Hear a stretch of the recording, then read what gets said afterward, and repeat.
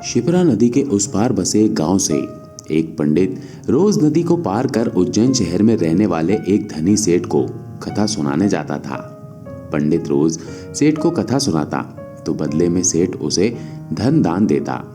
ऐसे ही एक दिन जब वो पंडित सेठ को कथा सुनाने के लिए नदी को पार करके जा रहा था तो उसे एक आवाज सुनाई दी, कभी हमें भी ज्ञान दे दिया करो। पंडित ने इधर उधर देखा मगर उसे वहां कोई दिखाई नहीं दिया। उसे फिर अपने पास से ही एक आवाज सुनाई दी, पंडित जी मैं यहाँ हूँ। पंडित जी ने देखा कि वो एक घड़ियाल था।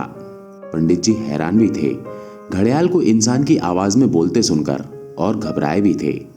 घड़ियाल ने कहा, पंडित जी आप डरिए नहीं, आप मुझे कथा सुनाकर ज्ञान प्रदान करें, और ये सब मैं मुफ्त में नहीं मांग रहा हूँ। आपकी कथा के बदले में रोज आपको एक अशर्फी मैं दिया करूंगा। पंडित को बात जची। पंडित को तो धन की चाहत थी, फिर चाहे वो उसे नदी के उस पार सेठ को कथा सुनाने से मिले या नदी के इस किनारे घड़ियाल को कथा सुनाकर मिले। रोज वो पंडित घड़ियाल को कथा सुनाता और रोज घड़ियाल पंडित को एक अशर्फी बदले में देता। इस प्रकार काफी दिन बीत गए। एक दिन जब पंडित घड़ियाल को कथा सुना चुका तो घड़ियाल ने उससे कहा, पंडित जी अब मेरा मन कर रहा है कि मैं त्रिवेणी जाऊं। मेरा समय अब आ चुका है। अगर आप भी मेरे साथ त्रिवेणी आना चाहें तो आपका स्वागत है, वरना ये अशर्फियों से भरा घड़ा लो और अपने घर जाओ। पंडित ने थोड़ी देर कुछ सोचा, फिर उसने त्रिवेणी जाने में अपनी असमर्थता बताई और अशर्फियों से भरा घड़ा लेकर वापस घर जाने के लिए घड़ियाल से विदा की अनुमति मांगी। घड़ियाल ने पंडित को विदाई दी और जब वो घर जाने के लिए मुड़ा तो घड़ियाल जोर से हंसा। पंडित को यूं घड़ियाल के हंसने पर हैरानी हुई और उसने घड़ियाल से उसके हंसने का कारण पूछा। घड़ियाल ने कहा, पंडित जी आप वापस अपने गांव जाकर मनोहर धोबी के गधे से मेरे हंसने का कारण पूछ लीजिए। पंडित को घड़ियाल के इस जवाब से बड़ी हैरानी हुई। मनोहर धोबी के गधे से पूछे? वो निराश मन से वापस घर लौटा। 2-3 दिन तक वो बड़ा उदास रहा। घड़ियाल ने ऐसा कहा क्यों? एक पंडित किसी से पूछने जाए और वो भी किसी गधे से, ये कैसे हो सकता है? पंडित का अहंकार ही यही है कि वो सब जानता है, इसीलिए किसी से भी पूछने वो जाए कैसे।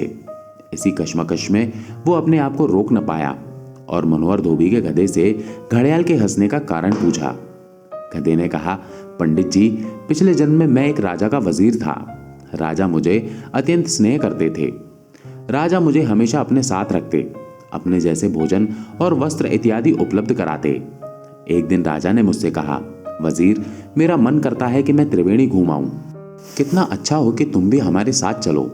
इस प्रकार हम दोनों त्रिवेणी के लिए निकल पड़े। त्रिवेणी का रमणीक स्थान राजा को खूब पसंद आया और इस प्रकार हम वहां करीब 1 महीने तक रहे। एक दिन राजा ने मुझसे कहा, वजीर मेरा तो मन अब यहाँ लग चुका है और मैं यहीं रहना चाहता हूँ। अगर तुम्हारा भी मन करे तो मेरे साथ यहीं रहो, वरना ये हीरे मोतियों से भरा घड़ा लो और देश लौटकर राज करो। मैंने वो घड़ा लिया और वापस आकर राज करने लगा। इस कारण इस जन्म में मैं गधा हुआ। इसलिए घड़ियाल हंसा। पंडित जी खाली उदार और शाब्दिक ज्ञान कहीं काम नहीं आता। अब आप ही देखिए कि आपका ज्ञान आपके ही काम ना आ सका तो भला किसी और के क्या काम आएगा। ज्ञान तो आदमी को मुक्त करता है।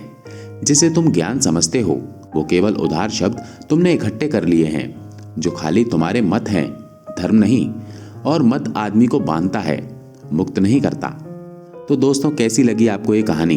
कमेंट करके जरूर बताइएगा और अगर पसंद आई हो तो अपने दोस्तों के साथ शेयर जरूर कीजिएगा। तो मिलते हैं अगली कहानी में, तब तक के लिए धन्यवाद।